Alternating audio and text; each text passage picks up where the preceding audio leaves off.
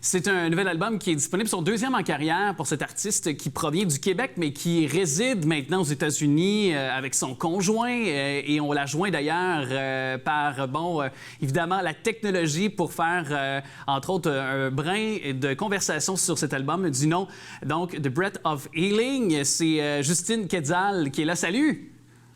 Salut! Comment ça va? Ah, ça va super bien. Presque un mois après la sortie de mon album, et ça va super bien. De la neige en arrière, t'en as plus chez toi que chez nous au Québec, ou presque, là, à Laval. Oui, on est dans les montagnes du nord de l'Idaho.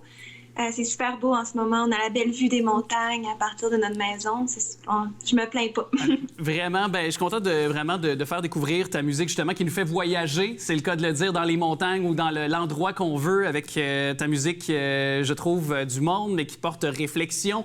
Parlons-en, attaquons ce sujet-là, cet album-là. Mais tout d'abord, pourquoi? Parce que, sachant que ton nom, c'est Justine Bouchard-Bernard, tu proviens de la grande région du Saguenay-Lac-Saint-Jean, pourquoi tu as embrassé le nom d'artiste de Quetzal, de Justine Quetzal? Premièrement, j'ai beaucoup voyagé en Amérique du Sud. Je connecte beaucoup avec les oiseaux. Ça fait un peu partie de mes inspirations. Puis, j'arrivais pas vraiment à choisir en Bouchard-Bernard, puis avec l'anglais, tout ça, et l'espagnol, et d'avoir différentes audiences dans différents pays, j'ai comme décidé de trancher, de choisir un nom d'oiseau qui m'inspire beaucoup, qui est un emblème assez symbolique en Amérique du Sud et aussi au Costa Rica et tout ça. Ça m'inspirait. Puis, quand même, je garde mon nom Bouchard-Bernard pour toutes mes autres choses. C'est vraiment juste pour ma musique. Je trouvais ça plus facile pour les gens de me trouver. Puis, ça donne un peu le côté musique du monde ou musique médecine. Ça nous amène dans cet univers. Ta musique, entre autres, et ton chant, ton talent vocal, je lisais que tu l'as trouvé un petit peu par hasard il y a à peine quelques années. Mais ce qui, quand même, quand on pousse plus loin puis on regarde ton curriculum vitae, même si tu es encore très, très jeune, tu as étudié en littérature à l'université, donc du côté de Chicoutimi. Mais quand même, déjà, d'avoir un sens littéraire, on le sait que dans une chanson, dans une pièce musicale, il y a évidemment un sens aussi poétique, littéraire également.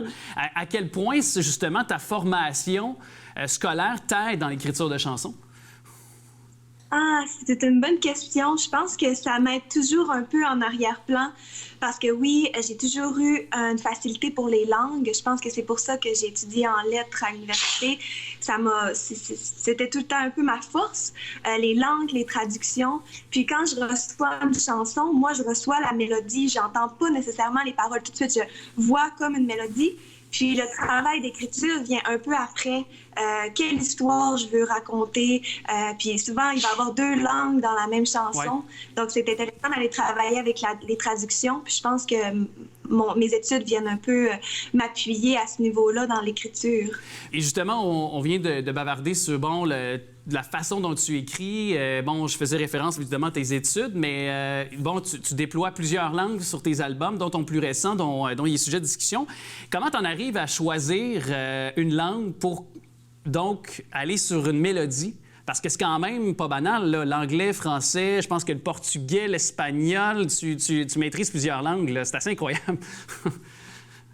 Oui, bien c'est ça que j'ai beaucoup voyagé. Puis la mélodie, quand je la reçois, je me pose pas vraiment la question c'est quoi la langue au début. J'essaie de juste recevoir la mélodie sans nécessairement mettre de mots. C'est juste un univers mélodique, puis après, je commence un peu à rentrer en contact avec l'histoire. Est-ce que c'est un rythme un peu plus espagnol ou le portugais que moi, je trouve super romantique. J'ai beaucoup de chansons d'amour qui sont en portugais. L'anglais, qu'on sait, c'est une langue qui communique un message directement. Le français, qui est poétique. Donc, je pense que je reçois un peu la mélodie, puis après, la langue vient se clarifier. Puis mes études en littérature, justement, viennent appuyer cette démarche. Je pense que d'avoir étudié un peu des principes de littérature viennent justement aider à ce niveau-là d'écriture. À choisir la langue, justement, qui peut aller de façon peut-être plus profonde, exprimer ton désir ou ton message derrière ces chansons-là. Et je me disais, tu as dit, j'ai fait beaucoup de voyages. C'est pas évident quand même de trouver son identité. Et des fois, on dit souvent qu'on part en voyage pour une quête d'identité. identité quand on est dans la jeune vingtaine dont tu es issu. Est-ce que justement c'est plus difficile de trouver son identité musicale, artistique ou personnelle? Bonne question. Moi, je pense que ça m'est vraiment venu ensemble. Je pensais jamais avoir ce talent-là, mais en rencontrant des gens qui m'inspirent, je me suis rendu compte que le chant ou la musique, c'était pas nécessairement juste pour les gens sur une scène. C'était quelque chose qu'on peut tous avoir. C'est un bien-être ou quelque chose qu'on peut tous participer. Donc, on dirait que j'ai un peu dissous la barrière qui m'empêchait de me rendre vers ce rêve-là parce que j'ai toujours voulu chanter, mais je me disais « Oh non, il faut avoir la technique et tout ça. » Puis en voyant d'autres gens, ça m'a vraiment inspirée, puis ça m'a aidé à me trouver, à trouver ma voix et à ne pas me juger parce que j'ai pas de technique là-dedans. On a toute une voix, on a tout un message à communiquer et j'ai pas à me juger, je peux le faire juste pour le plaisir. Puis ça m'a amené ailleurs, un peu plus loin parce que j'ai voulu pousser plus loin. Puis le yoga m'a beaucoup aidé aussi parce qu'en travaillant des techniques de respiration, en travaillant les postures, je me suis rendu compte que ça aidait ma voix. Ouais. Fait que ça a été un peu comme la porte d'entrée vers une technique qui n'a pas été enseignée de l'extérieur, mais qui m'est venue de l'intérieur. Sauf qu'on dit souvent, justement, quand ça part de nous, que c'est pleinement, on embrasse pleinement justement, ce qu'on veut dire, ce qu'on veut exprimer par une démarche artistique. Ben, c'est l'authenticité, je pense que se rend et ta qualité d'interprète, évidemment, auteur, compositeur, interprète, mais ta qualité d'interprète s'en trouve, j'imagine, rehaussée. Ça amène du relief parce que ce que tu exprimes, c'est l'authenticité pure et simple, finalement, là. Vraiment. Puis je pense qu'en studio, je travaille avec une personne que je fais beaucoup confiance, John Alevisakis. Il est originaire de Toronto, mais il reste maintenant en Californie. Puis avec lui, je me sens bien. Je sens que je peux atteindre cet état d'authenticité.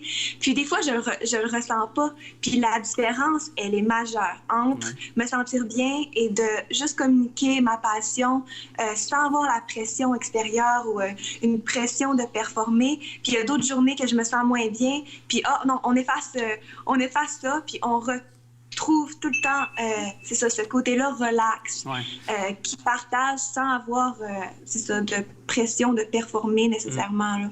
Bien, c'est un sentiment de bien-être, en tout cas, que j'ai éprouvé. Je pense que c'est ça que tu veux lancer aussi en général avec ta musique, en écoutant Breath of Healing. Puis ces jours-ci, en période de pandémie, puis durant les jours qui s'en viennent, puis ici au Québec, puis tu as peut-être suivi ça de l'extérieur, mais évidemment, on sera confiné pour la période des fêtes, malheureusement, le jour de l'an aussi, Noël. Donc, je pense que ça peut être un beau passeport musical pour nous accompagner durant les jours qui s'en viennent. Justine Quetzal, merci beaucoup de nous avoir parlé, puis de joyeuses fêtes, puis de beaux projets avec ton projet, de beaux succès avec ton projet, vraiment.